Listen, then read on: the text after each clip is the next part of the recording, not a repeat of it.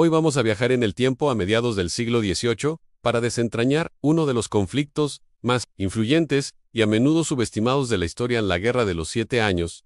¿Sabían que algunos historiadores la consideran la verdadera Primera Guerra Mundial? Así es, porque no se luchó solo en los campos de batalla de Europa, sino que sus ecos resonaron en América del Norte, el Caribe, la India y hasta en las costas de África. Prepárense, porque esta historia tiene de todo: imperios en ascenso y caída, batallas épicas, alianzas inesperadas y consecuencias que cambiaron el mapa del mundo para siempre. Para entender por qué estalló esta guerra, tenemos que retroceder un poco.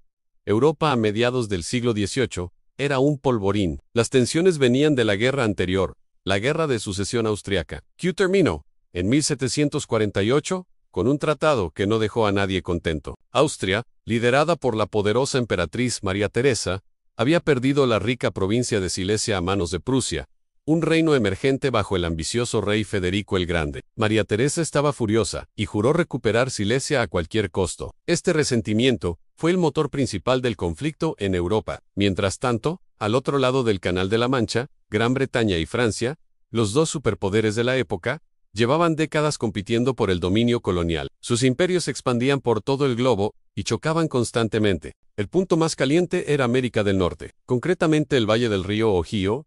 Ambos países reclamaban este vasto y fértil territorio. Los franceses construían fuertes para conectar sus posesiones en Canadá con Luisiana, mientras que los colonos británicos querían expandirse hacia el oeste. Los enfrentamientos entre ellos y sus aliados indígenas eran cada vez más frecuentes. De hecho, la guerra en América comenzó 2 años antes que en Europa, en 1754, con un joven oficial llamado George Washington, liderando una escaramuza que encendió la mecha. Así que teníamos dos grandes focos de tensión: la rivalidad austro-prusiana por Silesia en Europa y la lucha franco-británica por el control colonial en el mundo. Lo que hizo que todo explotara fue un increíble realineamiento diplomático conocido como la Revolución Diplomática. Traditionalmente, Austria y Gran Bretaña eran aliadas contra Francia, pero Austria, desesperada por encontrar un socio fuerte para enfrentarse a Prusia, hizo lo impensable: se alió con su archienemiga, Francia. A esta alianza se unió también Rusia, creando un bloque formidable contra Prusia. Gran Bretaña, al ver que su antiguo aliado se había ido con su principal rival, necesitaba un nuevo amigo en el continente para proteger sus intereses, especialmente el electorado de Hannover, que pertenecía al rey británico. ¿Y quién era el enemigo de los nuevos aliados de Gran Bretaña? Prusia. Así que, de forma casi natural, Gran Bretaña y Prusia firmaron una alianza. De la noche a la mañana, el tablero de ajedrez europeo se había reorganizado por completo. Ahora, las dos facciones principales estaban claras: por un lado, Gran Bretaña y Prusia; por el otro, Francia, Austria y Rusia, a los que se sumarían otros como Suecia y España más tarde. La guerra era inevitable, y en agosto de 1756, Federico el Grande de Prusia, sabiendo que sus enemigos se preparaban para atacarlo desde todos los frentes, decidió golpear primero. Lanzó una invasión preventiva sobre Sajonia, un estado aliado de Austria. La Guerra de los 7 Años había comenzado oficialmente en Europa. Federico, aunque superado en número, era un genio militar. Sus primeras campañas fueron una demostración de audacia y brillantez táctica.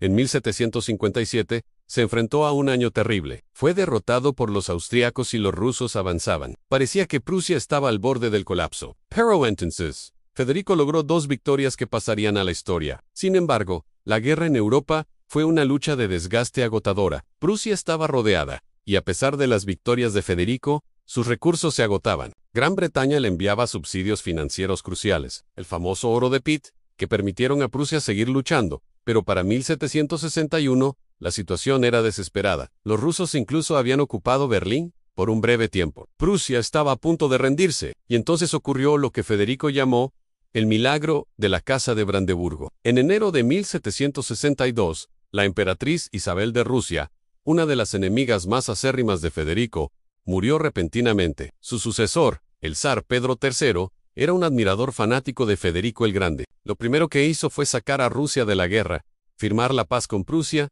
y devolverle todos los territorios conquistados. Incluso, le ofreció una alianza. Este giro de 180 grados salvó a Prusia de una derrota segura y cambió por completo el curso de la guerra en Europa. Austria, abandonada por su aliado ruso, ya no tenía la fuerza para derrotar a Prusia sola. Ahora, cambiemos de escenario y crucemos el Atlántico, porque mientras Federico luchaba por sobrevivir en Europa, Gran Bretaña estaba ganando un imperio. La guerra en América del Norte, conocida allí como la Guerra Franco-India, empezó mal para los británicos. Sufrieron varias derrotas humillantes, pero todo cambió cuando William Pitt, conocido como Pitt el Viejo, se convirtió en el líder del gobierno británico. Pitt tenía una visión clara.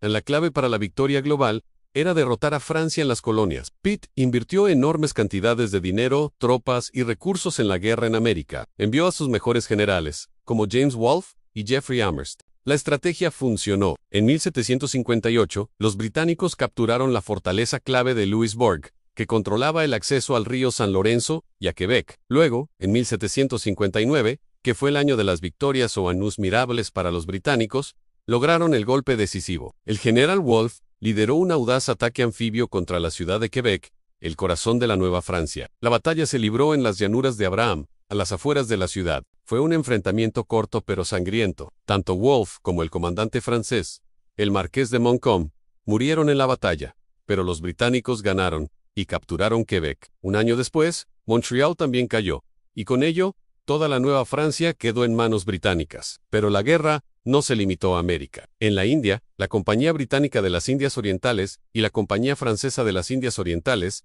luchaban por el control del lucrativo comercio y la influencia sobre los príncipes locales. Aquí, la figura clave fue Robert Clive. En 1757, en la batalla de Plassey, Clive, con una fuerza muy pequeña, logró una victoria decisiva contra el Nabab de Bengala, que estaba aliado con los franceses. Esta batalla consolidó el poder británico en Bengala y marcó el comienzo del dominio británico sobre la India, que duraría casi 200 años. Francia fue expulsada casi por completo del subcontinente. Gran Bretaña también dominó los mares. La Royal Navy, su marina de guerra, era la más poderosa del mundo. Bloqueó los puertos franceses, impidiendo que enviaran refuerzos y suministros a sus colonias. En 1759, el mismo año de la victoria en Quebec, la Royal Navy aniquiló a la flota francesa en dos batallas navales clave, a la Batalla de Lagos y la Batalla de la Bahía de Quiberon. Estas victorias no solo impidieron una posible invasión francesa de Gran Bretaña, sino que aseguraron el control británico de las rutas comerciales globales. El famoso himno Rule, Britannia, cobró más sentido que nunca. Hacia el final de la guerra, en 1762, España cometió el error de entrar en el conflicto del lado de Francia, esperando recuperar Gibraltar. Fue un desastre para los españoles. Los británicos, con su poder naval y experiencia, rápidamente capturaron dos de las posesiones más importantes de España, a La Habana en Cuba, el centro del comercio español en el Caribe, y Manila en las Filipinas. Finalmente, en 1763, todos los contendientes estaban exhaustos y listos para la paz. Se firmaron dos tratados que pusieron fin a la guerra. El Tratado de Hubertas-Bargau restauró la situación en Europa como estaba antes de la guerra. Prusia conservó Silesia, confirmando su estatus como una gran potencia europea. Federico el Grande había sobrevivido, y su reino era ahora un actor principal en el escenario europeo. El tratado más importante, sin embargo, fue el Tratado de París, que reordenó el mapa colonial del mundo. Francia fue la gran perdedora. Tuvo que ceder a Gran Bretaña todo Canadá y sus territorios al este del río Mississippi. A España le entregó la vasta Luisiana como compensación por la pérdida de Florida, que España tuvo que ceder a los británicos a cambio de recuperar La Habana y Manila. Francia quedó reducida a unas pocas islas azucareras en el Caribe y algunos puestos comerciales en la India. Las consecuencias de esta guerra fueron monumentales. Gran Bretaña emergió como la superpotencia global dominante, con un imperio que se extendía por todo el mundo. Su control de los mares y del comercio mundial era indiscutible. Sin embargo, esta victoria tuvo un costo enorme. La deuda nacional británica se duplicó. Para pagarla, el gobierno británico decidió imponer nuevos impuestos a sus colonias en América. Impuestos como la ley del timbre y la ley del azúcar fueron recibidos con furia por los colonos, que sentían que no debían pagar impuestos sin tener representación en el Parlamento. El lema "No taxation without representation" se convirtió en su grito de guerra. Esta tensión creciente fue la chispa que, apenas una década después, encendería la Revolución Americana. Por otro lado, Francia, humillada y con un deseo de venganza, vio en la rebelión de las colonias americanas la oportunidad perfecta para debilitar a Gran Bretaña. El apoyo financiero y militar francés a los revolucionarios americanos fue crucial para su victoria. Irónicamente, el esfuerzo de ayudar a los americanos a independizarse llevó a la propia monarquía francesa a la bancarrota, creando las condiciones económicas y sociales que desembocaron en la Revolución Francesa en 1789. Así que, como ven, La Guerra de los 7 Años no fue solo una serie de batallas lejanas, fue un punto de inflexión en la historia moderna. Cimentó el ascenso del Imperio Británico, sembró las semillas de la independencia de Estados Unidos, precipitó la caída de la monarquía francesa y reconfiguró el equilibrio de poder en Europa. Un conflicto verdaderamente global, cuyas ondas expansivas todavía se sienten hoy en día. Espero que hayan disfrutado de este viaje a través de uno de los capítulos más fascinantes de la historia. Si les ha gustado el video, no olviden darle a me gusta, compartirlo y suscribirse para no perderse nuestro próximo contenido.